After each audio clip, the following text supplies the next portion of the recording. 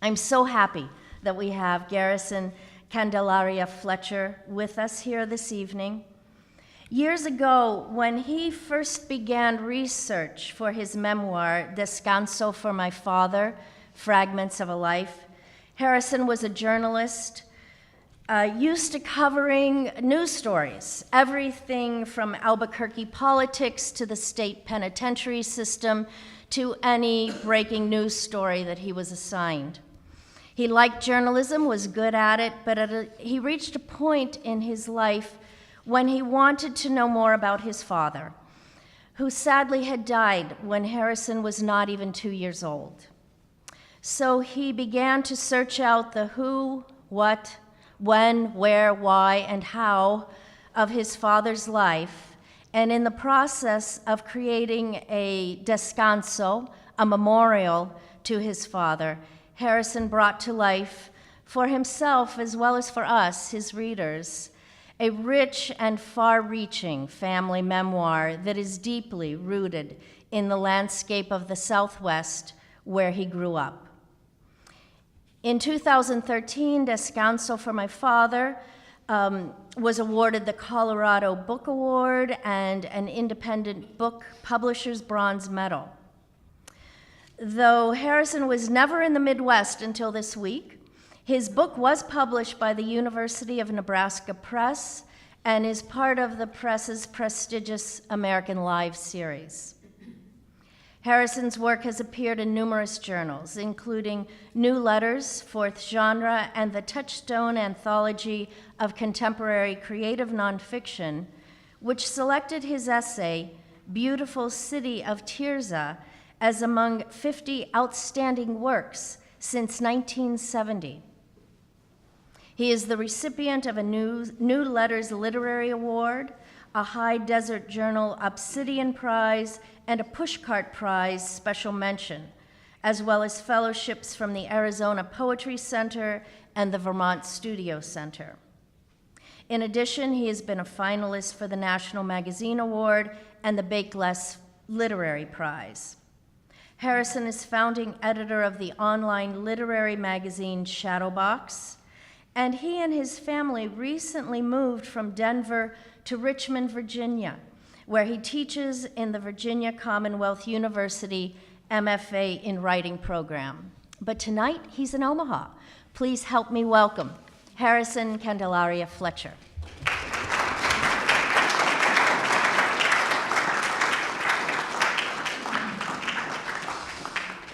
Hello. Thank you all for coming this evening on this misty October night. And thank you, Anna, for such a wonderful introduction. Thank you to the members of the Writers Workshop and the Thompson Learning Community. It's been a real treat, a real pleasure to get to know your city a little bit and this wonderful writing community that you have here. I'm having a lot of fun, so it's a real pleasure and honor. So thank you. So tonight I would like to read four sections, 4 short pieces from Descanso, and I would like to begin with a piece that is in keeping with the spirit of the season, so to speak. And this is an excerpt from an essay called Among the Broken Angels.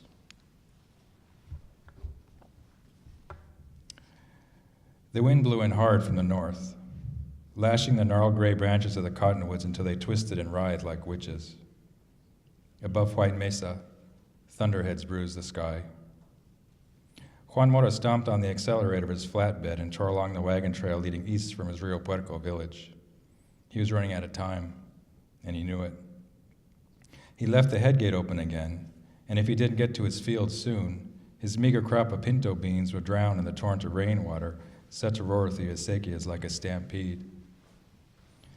He'd had a string of bad harvests lately, and with the hot breath of the Dust Bowl bearing down from Oklahoma and Texas, he couldn't survive another. Shovels clattered in the truck bed. His oldest son, Vidal, bounced on the seat beside him, slamming his head on the roof. Juan didn't notice. His eyes were fixed on the anvil cloud sliding in from Jemez Pueblo. In 10 minutes, maybe 15, he'd lose it all. Juan braked at the edge of his shallow furrows. Gravel sprang from his truck tires like a shotgun blast. He hopped out, grabbed a shovel, and thrust it at Vidal. "Fix that break, at the north end. Hurry." Vidal sprinted away while Juan made for the head gate at the south, his lanky frame loping along the banks of a canal he dug only 4 years earlier, when he gazed into the buckskin folds of the valley and saw a shimmer he mistook for a promise. His boots fell heavily on the thick sand, and for a moment he was dreaming, running in place, arms pumping, sinking deeper into a land that would not be nourished with anything less than blood. At last, he reached the large iron wheel regulating the flow of irrigation water. He gritted his teeth and turned. With all his strength, he turned. Rotation after screeching rotation until his chest heaved, his arms burned, and the heavy plate sunk in the mud. He'd made it, he told himself. For once in his life, he'd made it. Juan wiped his forehead with his shirt sleeve, rested the shovel on his shoulder, and glanced back at Vidal. As he opened his mouth to call his son, the wind gusted, sending his straw cowboy hat zigzagging over the fields.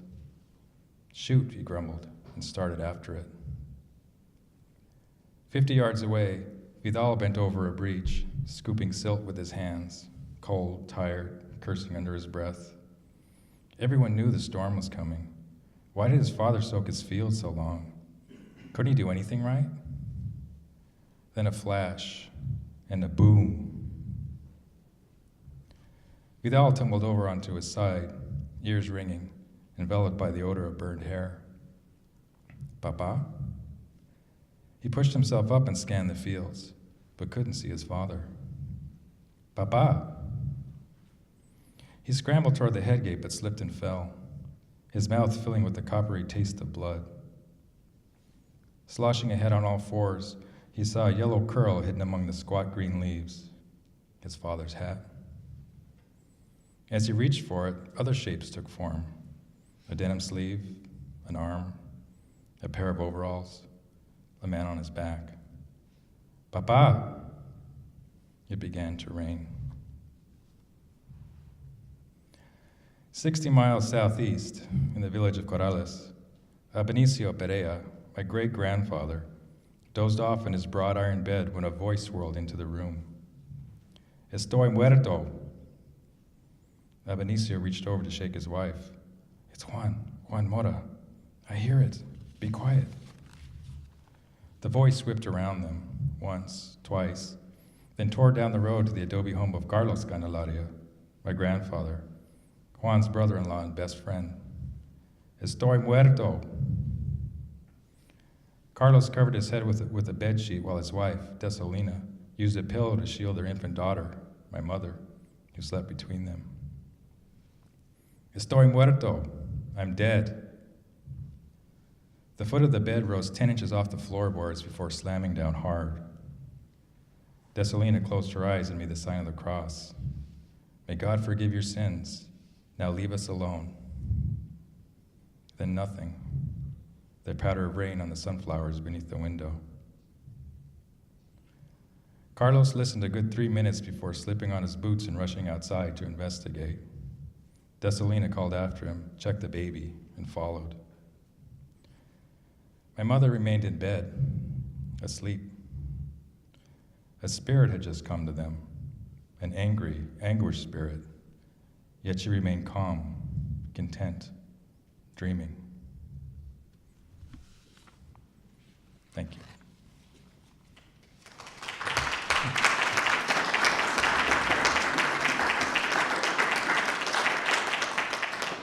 True story, or so I'm told. Okay, next I'd like to read a couple of sections from one of the longer pieces in the book. This one is from an essay called Man in a Box. A postcard, a faded, wrinkled, colorized street shot of downtown Albuquerque in the rosy afterglow of World War II. Indian country, the caption says. Glossy black sedans crawl like desert beetles along Route 66. The adobe facade of the Franciscan Hotel rises from the dust like an Anasazi ruin. On the south side of the street, between a typewriter shop and a flower stand, hangs a faded green sign with white block letters. Fletcher Drugs, my father's pharmacy.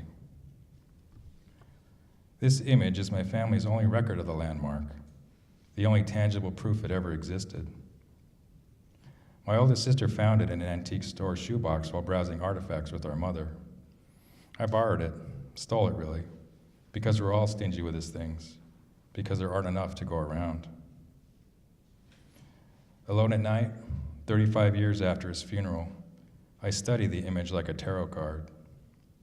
The red Texaco star, the yellow road stripes pointing east, the black silhouette on the sidewalk outside the drugstore, the man in a fedora.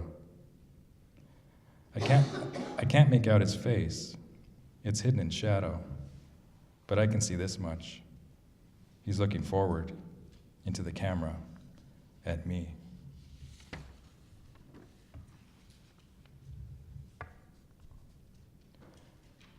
He came to my mother in dreams. He stood at our front door with his silver hair and his white smock and knocked. Always she let him in. Then they talked about her, about us kids, about anything. Usually my father visited in times of crisis, like the night before my big brother got hit by a car, or the night I tripped while sleepwalking and suffered a concussion. My siblings and I weren't frightened of these dreams. Not really. We were more curious than anything. When word filtered down from one of us to the other, we listened. I'd be sitting at the dining room table eating fried potatoes, tortillas, and green chili for breakfast when my older sister would click her compact shut and turn to me.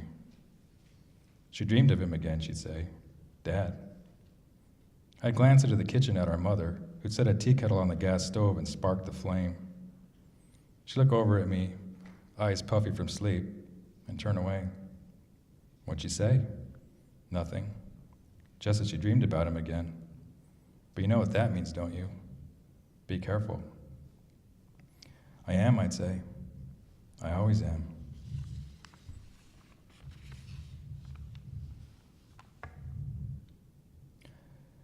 I inherited the sword. Before my father died, he decided that me, not my brother, would get the ceremonial blade to the Masonic order to which his family belonged. I was proud of my heirloom. I sneaked into the hall closet to play with it when I was supposed to be napping. I slipped the dull weapon from its tarnished sheath, gripped the wooden handle with the knight's head hilt, and ran my finger along a blade etched with writing I couldn't read.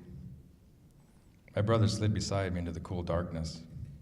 It's not real, he said. Mom told me it's what the old Masons used to tap the young Masons on the shoulder when they joined the club. It's only for show. I didn't believe him. Didn't want to believe him.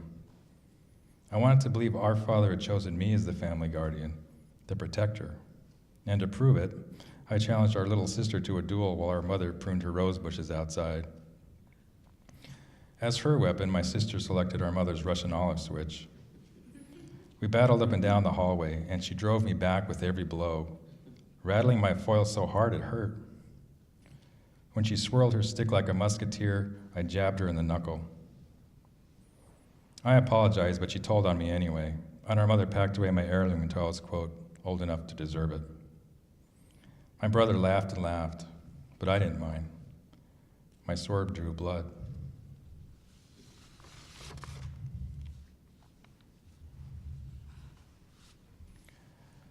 I have one memory of my father. I'm straddling a knee, and I know it's not my mother's knee because she's standing in front of me turning the knobs on our black and white TV. I'm playing with a toy, maybe it's a puppet, and it falls to the hardwood floor with a clack. I slide off this knee to retrieve my plaything, and a gentle hand guides me down. Then I toddle away toward the flickering light. Thank you.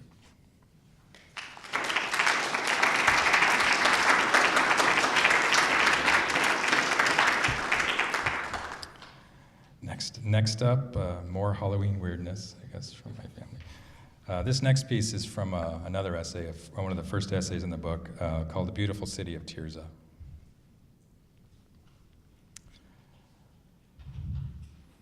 Animals come after my father dies. Dogs, cats, ducks, geese, a goat, a peacock. They wander to our home several years into his absence, appearing on our doorstep or catching our eye from feed store cages. Always we take them in. We line our laundry room floor with bath towels and bed sheets, fill cereal bowls with tap water and dry food, then flick off the light to watch them sleep. Strays make the best pets, my mother tells us kids. They won't leave. Beggar's Night, 1970. My big brother is late, again. Our mother said he could play after supper on the ditch bank behind our house to see if neighbors will give him a Halloween candy a day early. But when I peek outside to check on him, the sun is already set. Shadows drip like blue ink from the cottonwoods. But I don't say anything to our mother, who sits in her antique rocker tapping a Russian olive switch on the floor. I scoot on my knees across the hardwood to take my place before the living room TV, where my three sisters huddle before a movie of the week, Dr. No. It's a school night. We've changed into our pajamas. Our hair is damp from the bath. Mom? The back door thuds open. My brother clomps through the kitchen, breathing hard as if he's been running. Our mother stands, grips the switch, and intercepts him in the dining room. The overhead light flicks on, bright as an interrogation lamp. Wait, my brother pleads. I found something. Look. I scramble to my feet and jockey for position with my sisters. Our brother reaches into his jacket and extracts a small bundle. A baby bird squints at us. An owl, my mother says. It's adorable. Where'd you find it? My brother had been hurrying home along the acequia when he heard a rustling from the bushes. When he slid down the embankment to investigate, a hatchling skittered through the dirt. He thought it might have broken its wings, so he scooped it up. I looked for the nest but couldn't find it, he says. Then I saw its mama by a tree. Someone shot her or something. Our mother holds the owl to the warmth of her body. It looks up at her and blinks.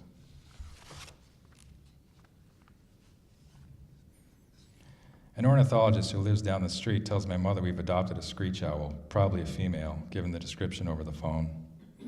Although it's not allowed under the city codes, we can probably nurse the chick until she gets stronger, he says. Feed her bits of stew meat, keep her in a large cage, and watch out for cats. My mother follows his advice but vetoes the cage. She wants the owl to fly freely in her home. She retrieves a cardboard box from behind Safeway, lines with newspapers and old towels, and places a pinon branch inside as a perch. Then she sets the whole thing on the dining room pottery case where our fat tabbies can't reach.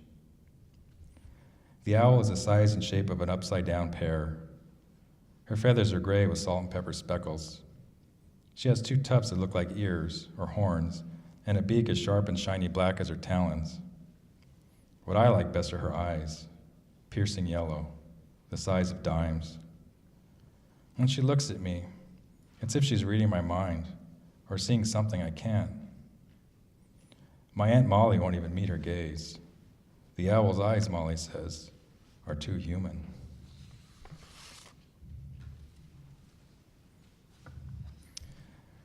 My mother considers the bird's name carefully. Usually, she names our pets after artists she admires, like Toshiro, the Japanese actor, for the silky black and white cat.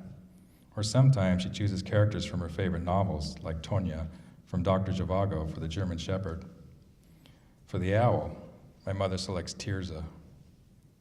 Tirza, she says, savoring the syllables, which break like the morning sun through the crystals above her bedroom window, turquoise and gold. My little Tirza. What's it mean? I ask. It's an old name, a religious name, from the Bible. Later I look it up. Tirza, a city in Palestine, a beautiful place alluded to in the Songs of Solomon. You are as beautiful, my darling, as Tirza. Each morning, my mother sets the owl's box on the dining room table while she sketches or pays bills. Tirza hops out and waddles over to nibble my mother's pen. If she leaves the room, the owl scurries after her. The only way my mother can finish her chores is to wrap the bird in a washcloth and tuck her in the breast pocket of her denim work shirt. Tirza remains there for hours, lulled by my mother's heartbeat.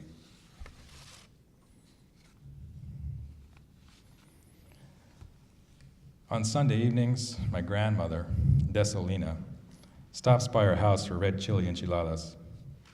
Over supper, she grumbles about her childhood in Corrales, growing up among horses, cows, and chickens in a drafty adobe where black widow spiders drop from the rafters into her tin cup of milk or coffee. She hated every minute of it, she says, chewing with her mouth open, but learned the old ways to spite herself. She knows how to bleed a goat, how to age red wine, and how to treat a rattlesnake bite with chewing tobacco. And she knows about spirits. While my mother collects the supper dishes, I line up my toy knots in the kitchen table and listen to the two of them whisper in Spanish about dead relatives. When Desalina catches me eavesdropping, and she always catches me, she laughs under her breath and beckons with an arthritic finger. "Come here, mijito," she says, leaning forward and clutching a shiny black handbag.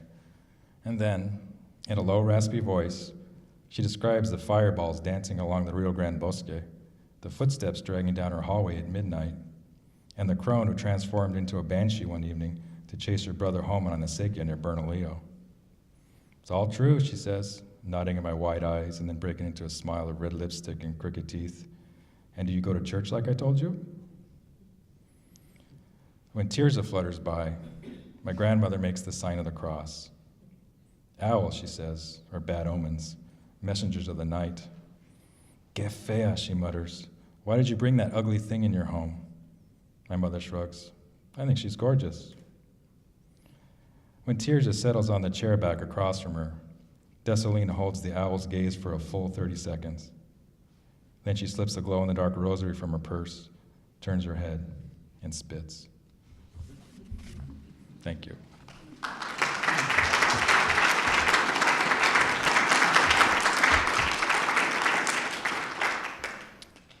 My grandmother. Okay, lastly, I'd like to read a segmented essay. That's an essay in fragments organized around a theme. This essay explores notions of ethnicity, identity, and skin tone. This essay is called White.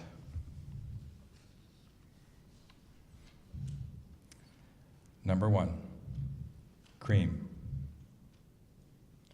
With a cup of strong coffee and 5 packets of creamer, I can approximate the skin tone of the 9 members of my mother's family. 2, milk. I never see the shadow or the red carton flash, and even when the pint of milk explodes against my best friend's head, I'm late to understand what the Chicano boy means when he curses from the sidewalk of my junior high school cafeteria. Shit, missed that honky. 3, dough. I watched my mother and grandmother cook in the kitchen, rolling pins thumping, mixing flour, salt, and baking soda as effortlessly as English and Spanish. "De veras?" my grandmother asks. "Oh, sí," my mother replies, every word. I eat my tortillas hot and whole and plain, nourishing myself on these ingredients as if this really were my bread. 4, lard. My mother has her own philosophy about beans. Instead of spooning in the traditional curl of snow-capped pig's fat, she adds bay leaves, olive oil, sea salt, and garlic. She cooks her pintos all day over a low glass flame in a Pyrex pot until the broth bubbles a rich, murky brown. When an aunt or a neighbor visits for supper, they always frown from their first tablespoon sip. "Good," they say, "but different." To which my mother replies, "Exactly." 5, eggshell. Ricky Sandoval pins me by the throat against the C-building locker, the combination spinning beside my head, and slaps me on one cheek, then the other, until my composure cracks, my eyes water, and my face burns red. "See," he says, "that's all you need, a little color." 6, scar. The razor is too dull to cut, so I scratch a fingernail on the back of my left hand, hoping my big brother will see. He yanks me off the front porch anyway, and into the kitchen, where he and his fatherless friends have found a better way to scar. A curtain pin heated orange on the gas range, and pressed to the tender fold between the thumb and the forefinger, into the shape of a cross, into the symbol of belonging he'd seen on brown Chicano fists. He holds my arm tight against the Formica counter while I close my eyes and still see the blue flame. A vodka shot, a cold water blast. I stand beside him as our matching crucifixes swell with blood. Afterward, we raid vegetable gardens, set pampas plumes alight, and bust phone booths until glass drips from our denim jackets like rain. I pick the scab to keep the scar alive, but my cross fades first, swallowed by pale skin.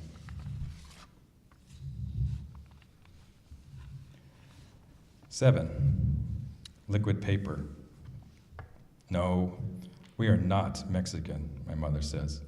Chicano? I ask. No, she snickers. Spanish? No. Then what do I say in my report? Don't say anything. How about Irish, like Dad?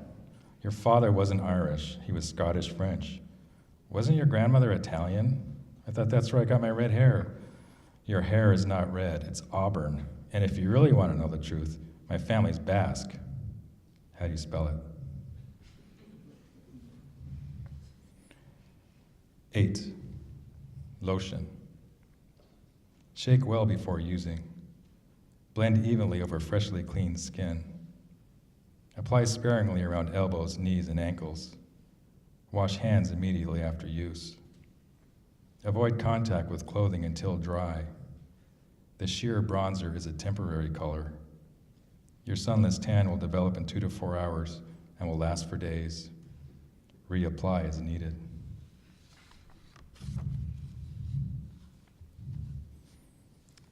Nine, ghost.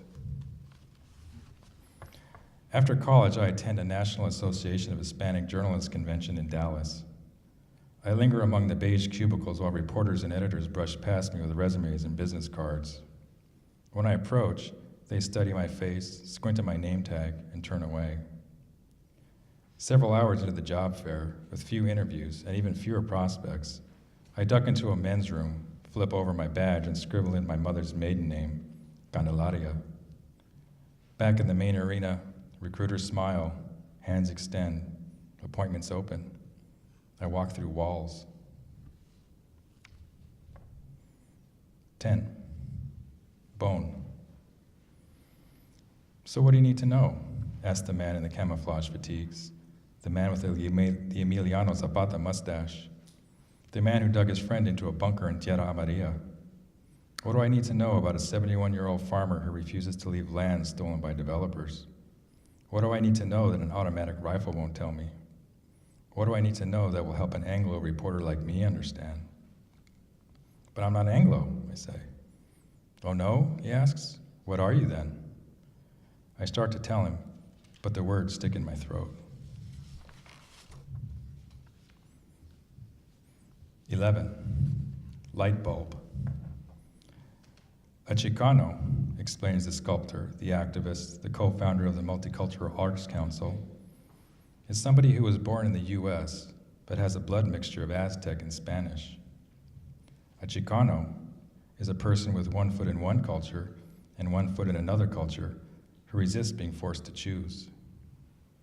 A Chicano is a person who is trying to define themselves for themselves. A Chicano is a person seeking their true identity. I guess that makes me a Chicano, I say, touching my pale cheek. Me too, she says, laughing, and I was born in Mexico. 12, cotton. I dry off my 5-year-old daughter after swim lessons. Goosebumps break across her thighs. At the edge of her one piece, I notice a darkening of skin tone. Wow, look at this, I say. You're getting some color. No, Dad, she says, hiding her leg behind the towel. I don't want a tan. 13, blank. U.S. Census Form, year 2000. Please answer all questions. Are you Spanish? Hispanic? Latino? None of the above? What is your race? Black? African American? American Indian? Alaskan Native? Pacific Islander, Asian, white, some other race, please print here. Thank you.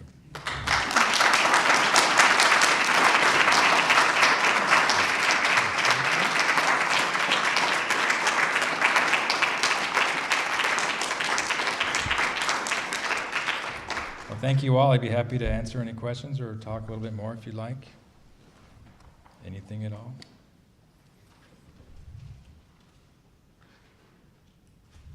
Sure, go ahead. So I think Brittany did some research on how you wrote this book, and she said that you had written a vast amount of material and then scaled that amount back. It was written as a traditional narrative and then scaled it back and rearranged it.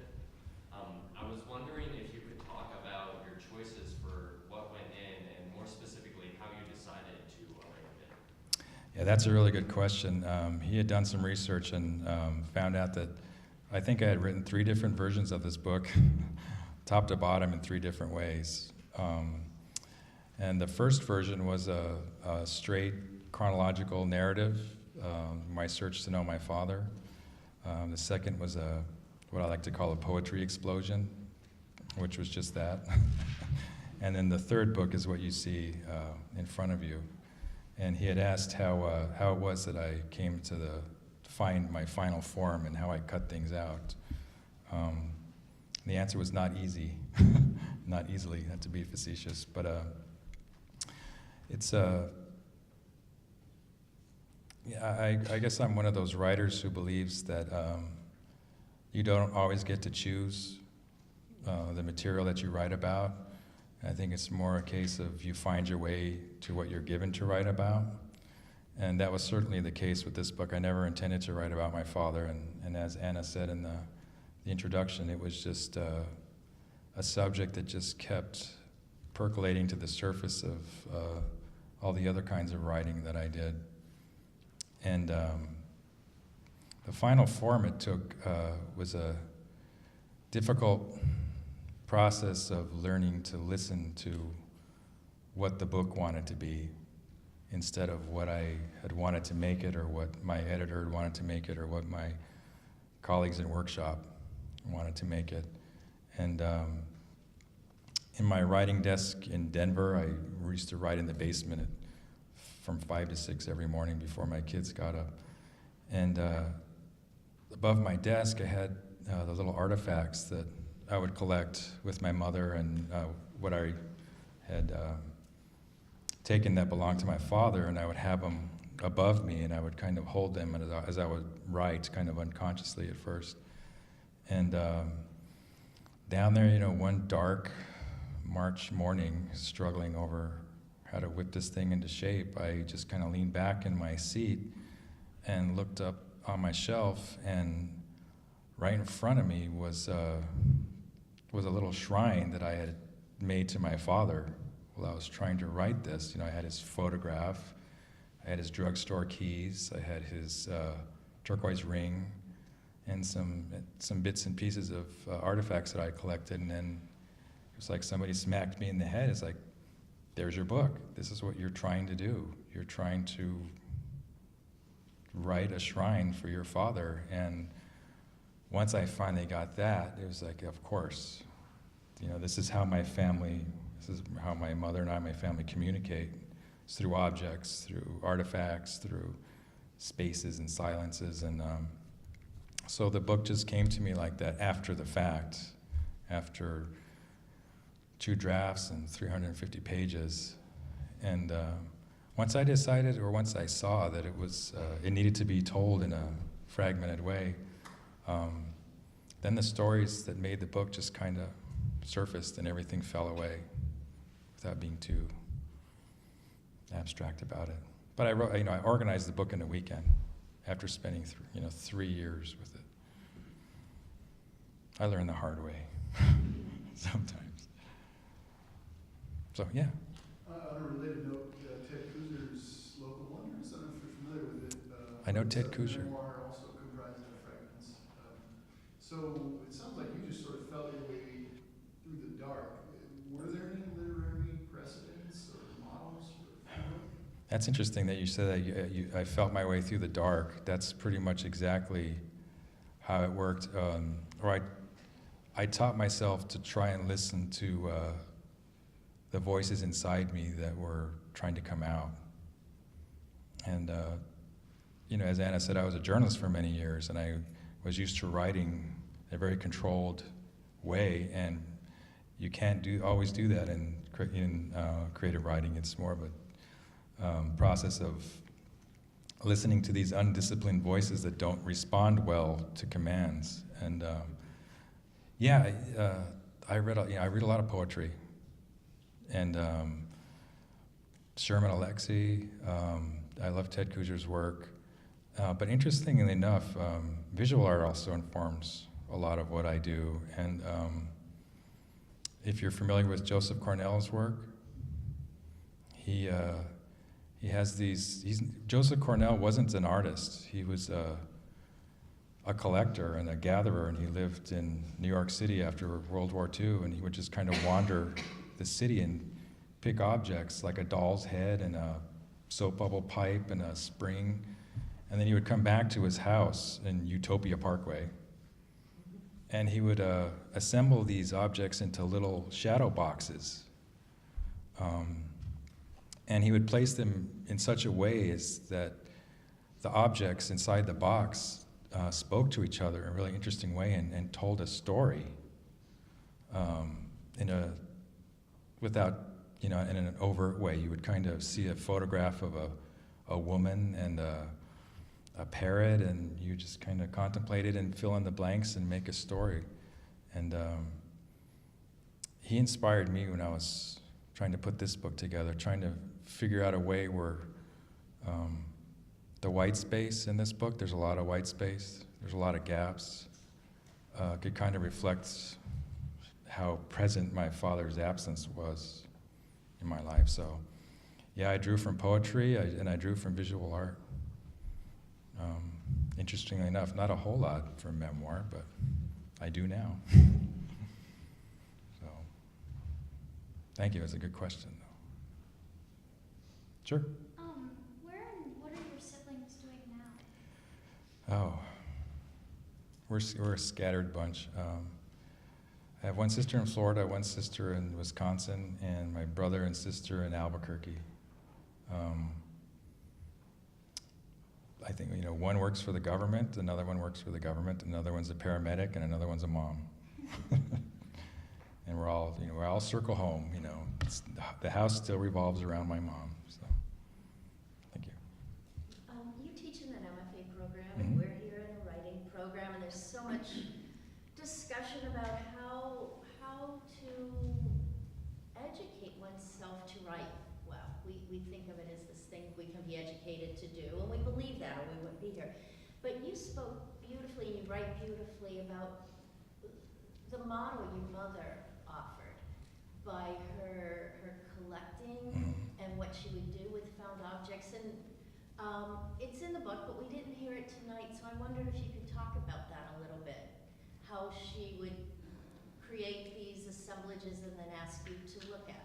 Yeah, it's all related to my father's death, but after my father died, the psychologist also told my mother, my older brother was having a really difficult time accepting that my father was gone, and he gave her two bits of advice.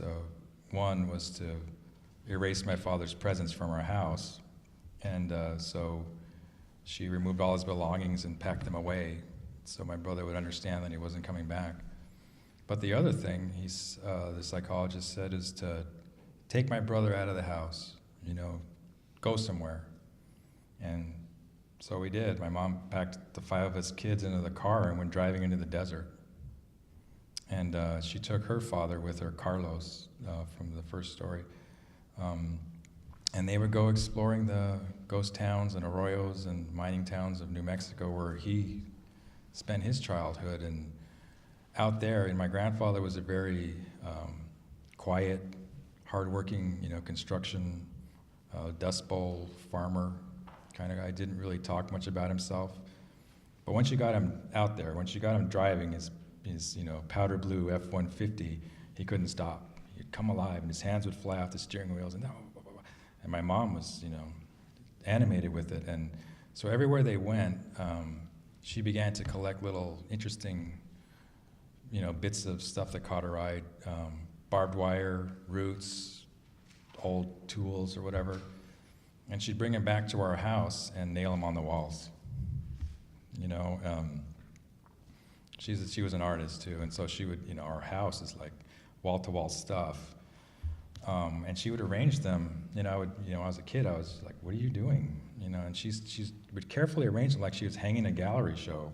Stand back, put the nail over here and the grass over here. And it's like, what are you doing? And she was saying, no, everything, come here, I'll show you. Everything here tells a story.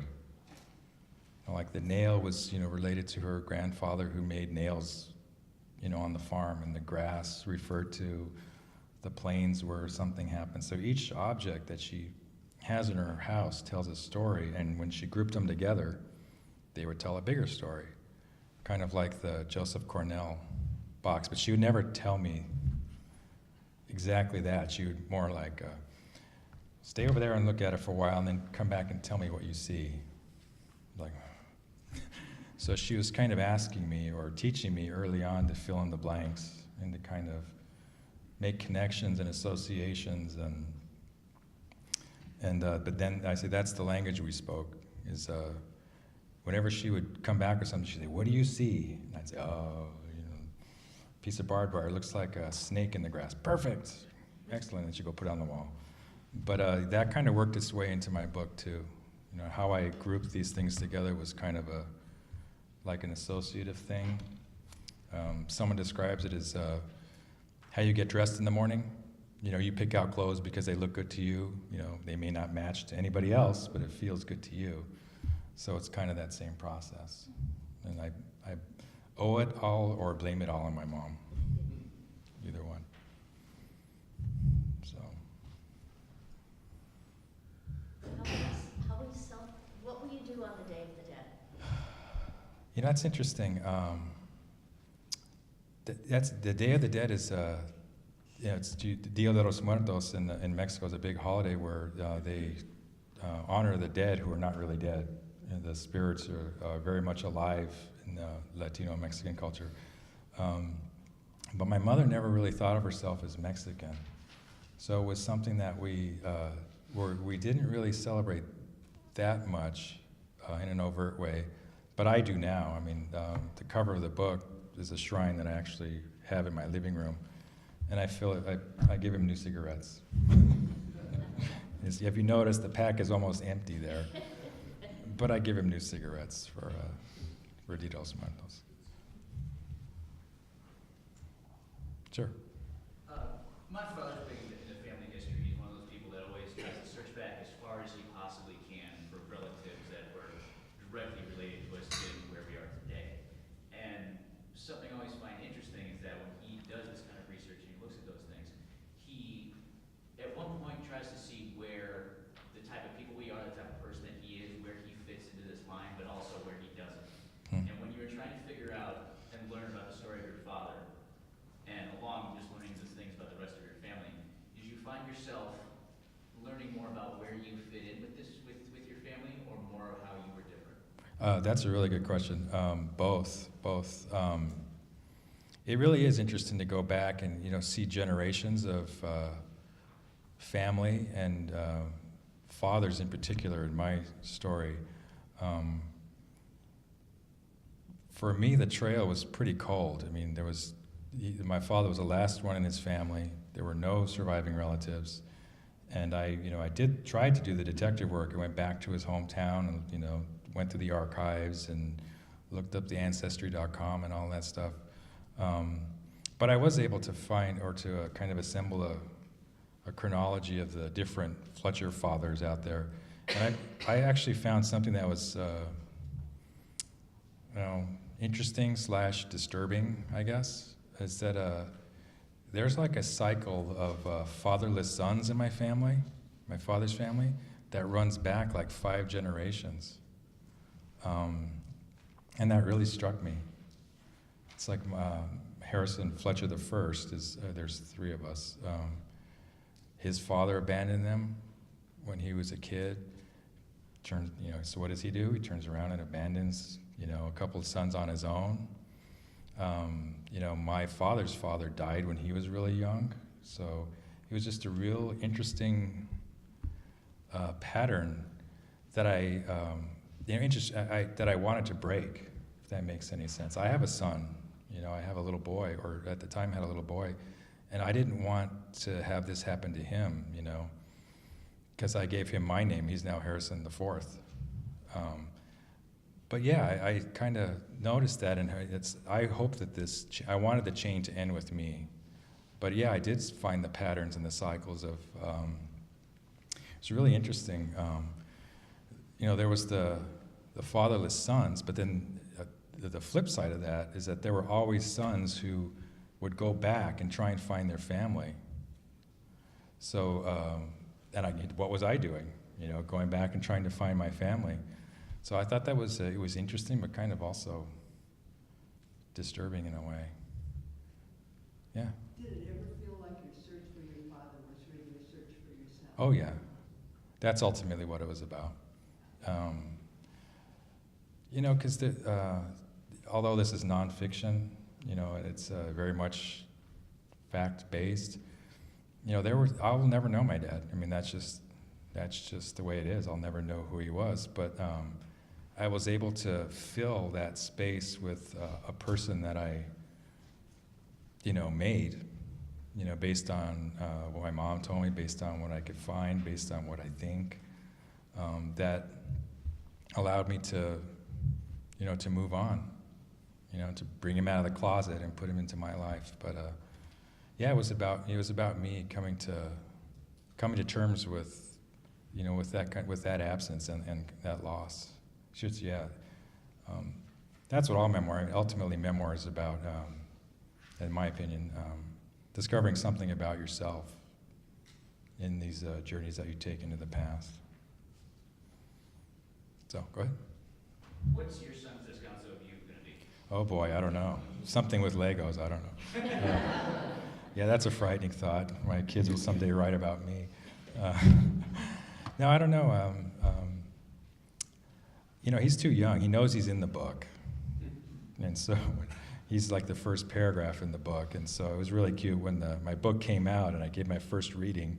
He was all excited and he stood next to me because he thought I was going to read about him, which I did. But yeah, I don't know. It's I kind of think that I hope that it's a kind of a gift to them too. And my next book, which I'm almost done with, is a companion or sequel to that book, and it's about my mom. It's about that world, where it all started and how it all started, and that is, in my mind, that's very much a gift to my kids who don't know their grandma very well, but they will hopefully in the book. If my mom she doesn't sue me. I'm kidding, sort of.